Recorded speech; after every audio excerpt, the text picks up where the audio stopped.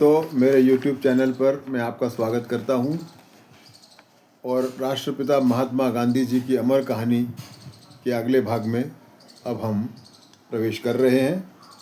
पहला अपमान। जैसा कि हमने जाना कि बम्बई में बापू की जो वकालत थी वो चली नहीं, इसलिए वो राजकोट आने का फैसला ले लेते हैं। बापू लिखते हैं, बम्बई में मेरी वकालत चली नहीं, इसलिए निराश होकर राजकोट आ गया और यहाँ वकालत चालू कर दी। गाड़ी थोड़ी चली और दावा लिखने के काम मिलकर प्रतिमाह लगभग 300 रुपये की कमाई होने लगी। लेकिन ये काम मुझे मेरी काबिलियत पर न मिलकर मेरे भाई साहब की सिफारिश से मिलते थे। मेरे भाई साहब के पार्टनर की वकीली अच्छी खासी चलती थी। उनके पास बहुत मुकदमे आते थे। उनमें से जो महत्वपूर्ण होते थे वो बड़े बैरिस्टरों के पास, और गरीब अशीलों के मुकदमे मेरे पास आते थे। बम्बई में जो कमीशन न देने का मेरा निर्णय था उसे यहाँ छोड़ना पड़ा, क्योंकि भाई साहब ने कहा यहाँ सब देते हैं और तुम नहीं दोगे तो मेरे पार्टनर के सामने मेरी स्थिति शर्मनाक हो जाएगी। इस युक्तिवाद के आगे मुझे समर्पण करना पड़ा, लेकिन इसके अतिरिक्त मैंने कहीं भी ऐसा समझौता नहीं किया। इस तरह मेरे जीवन की गाड़ी चल रही थी, लेकिन जीवन का पहला कड़वा अनुभव मुझे यहाँ झेलना पड़ा। ब्रिटिश अमलदार क्या थे वो मैंने सुन रखा था, पर यहाँ उसका साक्षात अनुभव हुआ। पोरबंदर के पूर्व राणा साहब को जब ओहदा मिला तब उससे पूर्व मेरे भाई साहब उनके मंत्री और सलाहकार थे, और उस समय उन्होंने राणा साहब को अनुचित सलाह देने का आरोप उन पर था, जिसको कि उस वक्त के पॉलिटिकल एजेंट के समक्ष प्रस्तुत किया गया था, और उन्होंने मेरे भाई साहब के खिलाफ कार्रवाई करने का भी मन बना लिया था। यहाँ के ब्रिटिश अमलदार मुझे विलायत में मिले थे और उन्होंने मुझसे अच्छी मित्रता भी कर ली थी। भाई साहब चाहते थे कि मैं इसका फ़ायदा लेकर उनके मार्फत पॉलिटिकल एजेंट से सिफारिश करूं, ताकि मेरे बारे में उनके बारे में जो गलतफहमी थी वो दूर हो सके। लेकिन मैं इसके सख्त खिलाफ था। मेरा मानना था कि यदि भाई साहब निर्दोष हैं तो उन्होंने कायदे से अर्जी करके निर्दोषता सिद्ध करनी चाहिए। लेकिन भाई साहब के आग्रह के आगे मुझे झुकना पड़ा और मेरा स्वाभिमान भंग करके मैंने अमलदार से मिलने का वक्त मांगा और मिलने गया और उनको अपनी विलायत की पहचान की याद दिलाई। लेकिन यहाँ वो अमलदार पूरी तरह से बदला हुआ था। वो बोला, तुम कहीं मेरी पहचान का फ़ायदा लेने तो नहीं आए हो। यह सुनकर भी मैंने भाई साहब के बारे में सिफारिश करना जारी रखा। उस पर वो अमलदार गुस्सा हो गया और बोला, तुम्हारे भाई साहब गलत काम करने वाले हैं, उन्हें जो भी करना है वो कायदे से अर्ज देकर करें। मेरे पास समय नहीं है। उस पर भी मैंने बोलना जारी रखा। तब वो अमलदार बोला, मेरा समय बर्बाद मत करो और यहाँ से निकल जाओ। फिर भी मेरे बोलते रहने पर उसने अपने सहायक को कहा, पट्टा वाला, इसको दरवाज़ा बताओ। और पट्टे वाले ने मुझे कमरे से बाहर धकेल दिया। इस पर मैं बोला, अमलदार जी, आपने मेरा अपमान किया है। मैं आपकी लिखाई शिकायत करूँगा और आपको मुझे लिखित उत्तर देना पड़ेगा।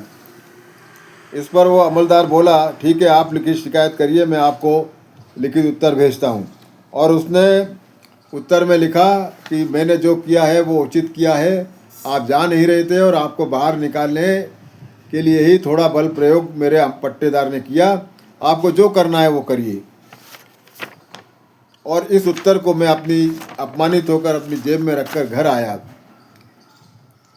उसी समय प्रसिद्ध वकील फिरोज शाह मेहता राजकोट आने वाले थे। मैंने मित्रों को उसे बोलकर ये सारी बात उन तक पहुंचाई और उनका इसके ऊपर उनकी सलाह मांगी। उनका मुझे जवाब आया और उसमें उन्होंने कहा कि गांधी को बता दो इस तरह के अनुभव सभी को आए हैं, तुम अभी नए हो और तुम्हें अभी बैरी विलायत से आने का गर्व है, तुम अमलदार को नहीं जानते। यदि सुख से जीवन बिताना चाहते हो और कुछ कमाना चाहते हो तो अमलदार की चिट्ठी फाड़कर फेंक दो और अपमान के घूंट को पी जाओ। मुझे यह उपदेश विष के समान कड़वा लगा, लेकिन उसे पी जाने के सिवाय कोई रास्ता नहीं था, क्योंकि यदि अंग्रेज़ अफसरों से शिकायत करता तो भी यही उत्तर आने वाला था।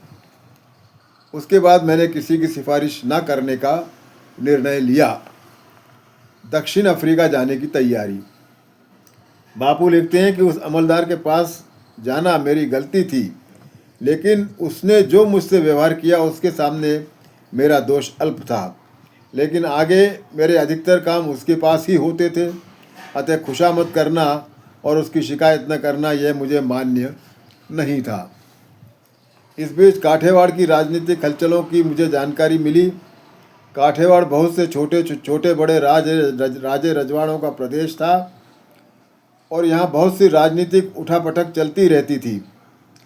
इन रजवाड़ों के अनेक मसले रहते थे जिनके लिए उनको अमलदार और शिरस्तेदार की खुशामद करनी पड़ती थी। शिरस्तेदार का मतलब सवाई साहब, ये साहब से भी ऊपर होता था। ये अंग्रेज साहब की आंखें हुआ करते थे, कान हुआ करते थे और उनके दुभाषिए भी। ये जो कहें वो कायदा, क्योंकि अंग्रेज इन्हीं की सुना करते थे। इस वातावरण से मैं बहुत दुखी हुआ। भाई साहब को मेरी उदासीनता समझ में आ गई। ऐसा लगता था कहीं दूसरी जगह नौकरी कर लूँ तो छुटकारा मिले। इसी तरह पोरबंदर प्रशासन में राणा साहब के अधिकारों के लिए कोशिश कर रहा था। वहाँ का प्रशासक तो भारतीय था, पर उसका अंदाज अंग्रेज़ों से भी ऊपर था। वहाँ भी ज़्यादा सफलता नहीं मिली। इतने में पोरबंदर की एक मेमन व्यापारी संस्था से प्रस्ताव आया। उनका दक्षिण अफ्रीका में बहुत बड़ा व्यवसाय था और एक बड़ा मुकदमा चल रहा था जिसके लिए वकील की ज़रूरत थी। उन्होंने मुझे वहाँ भेजने का प्रस्ताव दिया। भाई साहब ने मुझे आकर बताया। फिर भाई साहब ने मेरी मुलाकात दादा अब्दुल्ला के पार्टनर शेठ अब्दुल करीम झवेरी से करवा दी। उन्होंने मुझे कहा, आपको कोई तकलीफ़ नहीं होगी, आपकी सारी व्यवस्था हमारे बंगले पर कर दी जाएगी और ऊपर से प्रतिमाह रुपये 105 पाउंड वेतन भी मिलेगा। मैंने सोचा मैं पैसा घर भेज पाऊँगा और 1 वर्ष के लिए यह नौकरी थी, इसलिए मैं दक्षिण अफ्रीका जाने की तैयारी में जुट गया। और इस तरह इस अध्याय में हमने ये जाना, दक्षिण अफ्रीका का प्रवास उनका शुरू हुआ। आगे के अध्याय में हम फिर मिलेंगे। आप सभी का बहुत बहुत बहुत धन्यवाद।